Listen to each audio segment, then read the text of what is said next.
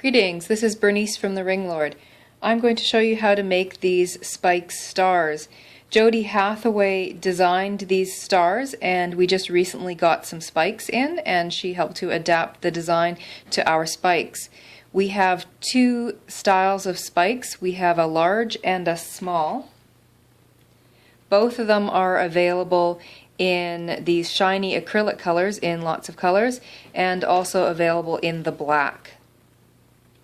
Now these stars are fairly rigid and of course they're sculptural, which means that they are very dependent on ring size, and tiny variations that are normal can cause the stars to be tighter or looser. For example, this one is made from the black spikes and the saw cut bright aluminum rings, and it is very rigid. This one here is made with the shinier spikes, and most of the rings in it are the saw cut anodized aluminum in the same ring sizes, but it's a little floppier. And you can of course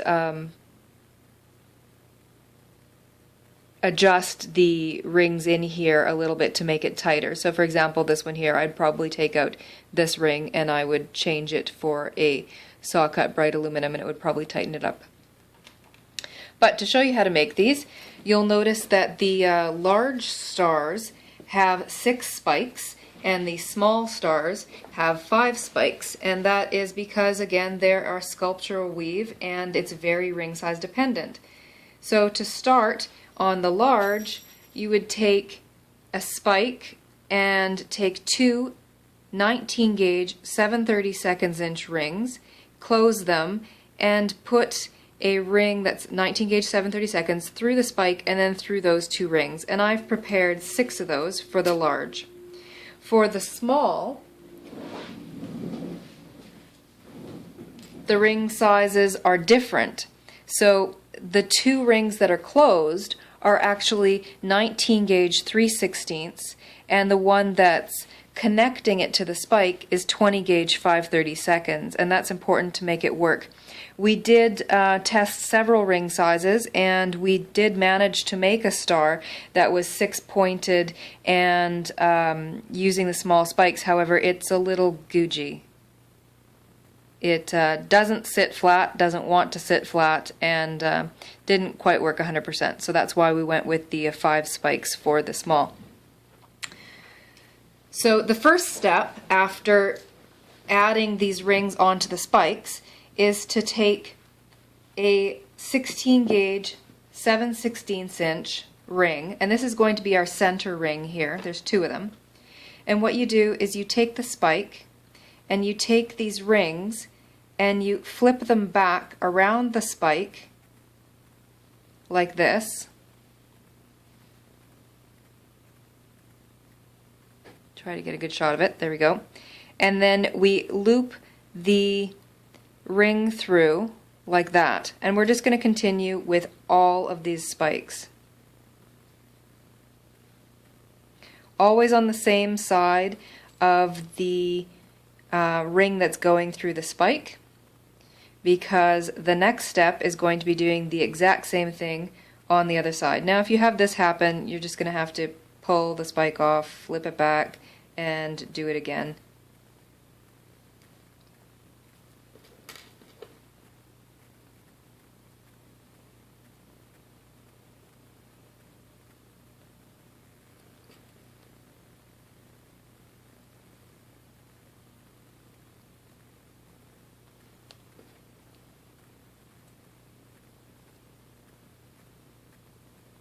Okay, so I have all 6 spikes on here.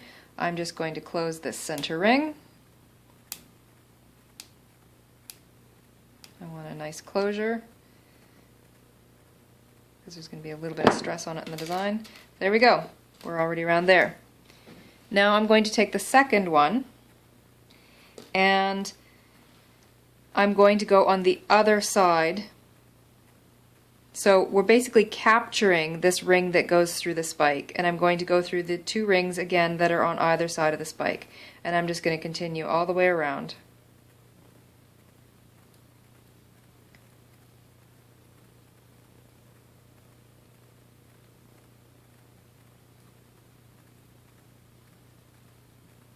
This step isn't too difficult. It's just well, a little bit finicky, but not too bad. The next steps are a little trickier simply because it is a sculptural weave and you want it to be rigid.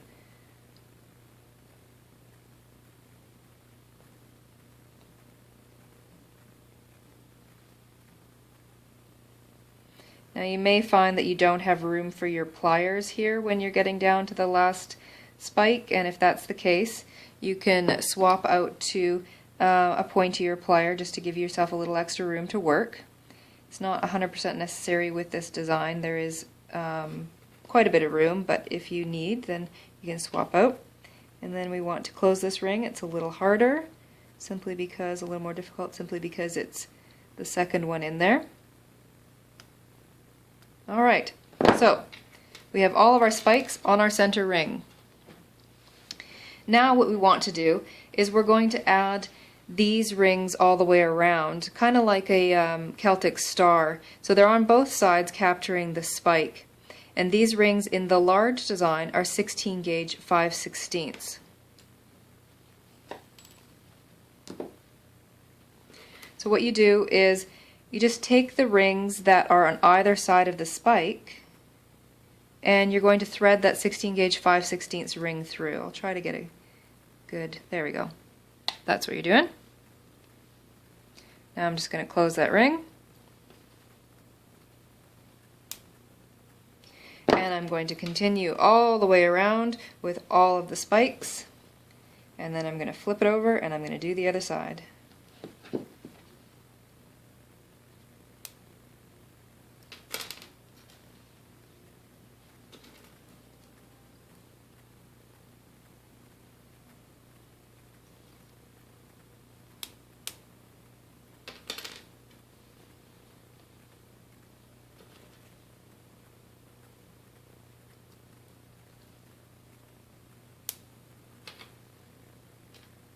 That's kind of cool.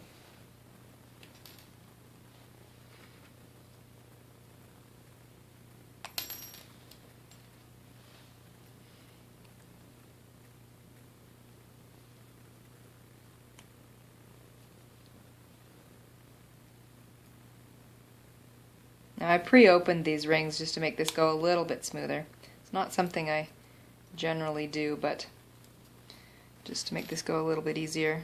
Pre-open rings also tend to tangle when they're sitting beside each other, which is kind of annoying.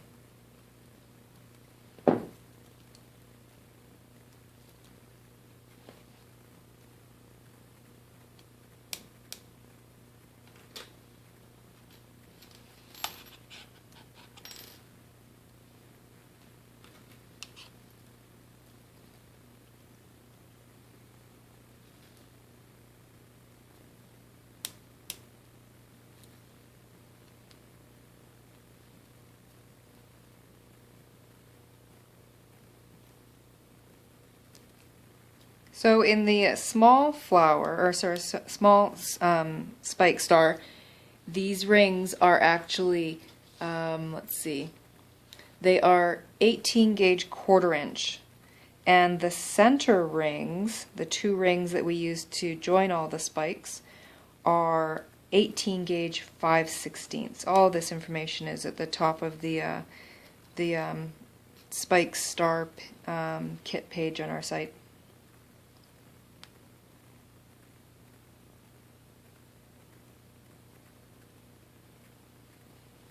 And I know my big hands are probably getting in the way here, so I hope that I'm at least repeating enough times that it's obvious to see what I'm doing. Okay, last one.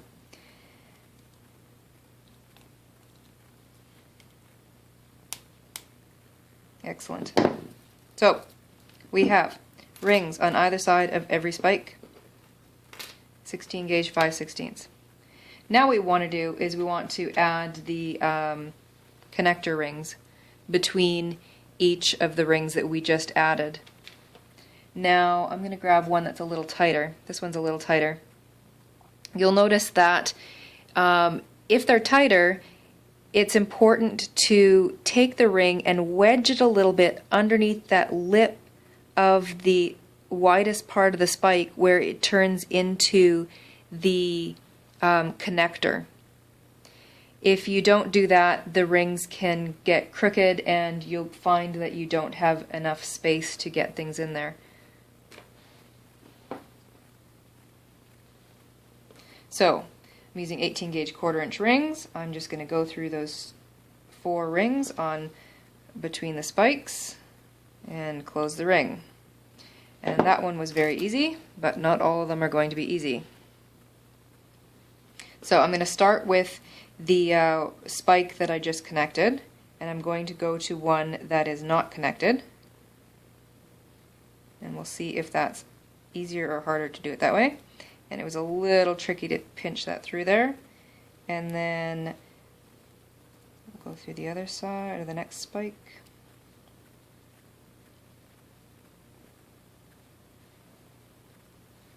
So that one was considerably more difficult than the first one, just because as we add more connectors, we're going to get more rigid. You'll also notice that this one's crooked. That's the first one I put in, so I'm just going to pop that down under the lip, and I find that that helps.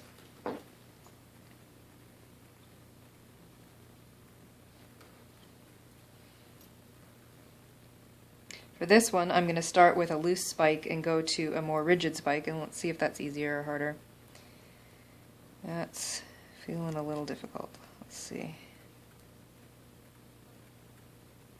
Yeah, that's feeling a little difficult. I would probably recommend starting with a more rigid spike that you've already dealt with.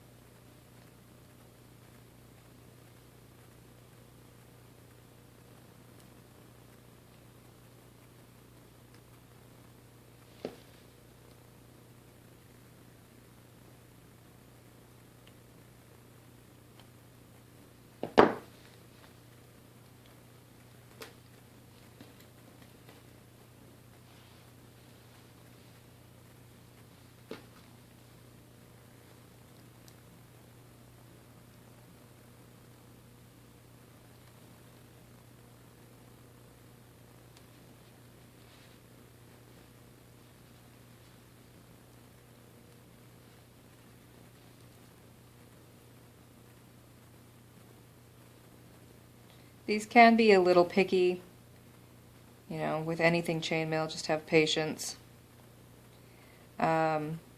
These water flatter pliers seem to be helping a little bit. You don't really need to be able to get in there too tightly, so you don't really need something pointy, but, oops, they seem to help in fishing the ring through the... I'm not going to take that out and fix it. I did slip on it a little bit, but we'll just continue. They seem to help with fishing the ring through in the tighter spots, just because you can get more purchase under the ring to push on it.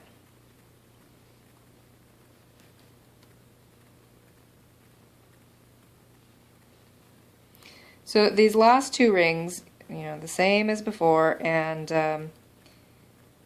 I'm probably just gonna, if this doesn't go really smoothly immediately, I'm probably just gonna clip the video here on this last one and just show you the end result and show you the ring sizes, just simply because it can take a minute or two and a slip or two, and you don't want to waste your time watching me fiddle with the last ring. I'll give it a go here.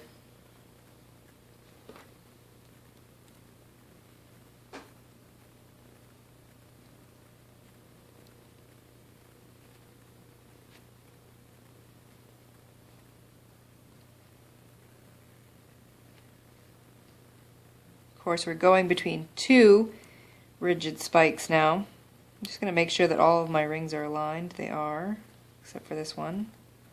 There we go, which tightened it up, unfortunately. So I'm just going to rotate this one because it's trying to pry against the actual opening on the ring, which you'll find that these do have a little bit of gap with anything structural. That's somewhat normal. If you're super picky about your ring closures, this may bother you, but it kind of, to a certain extent, happens in a lot of sculptural weaves.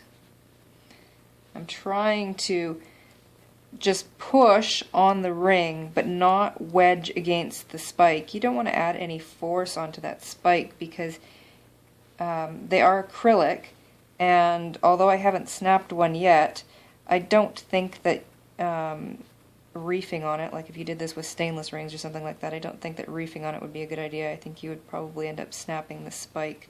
Alright, so I'm through one side. Excellent. Feel free to skip to the end and skip this boring part.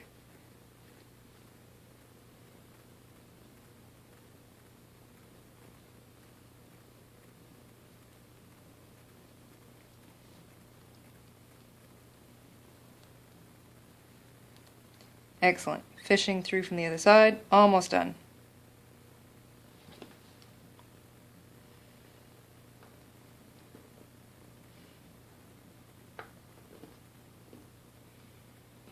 Wonderful. So, there we go. Spike star. Thanks for watching.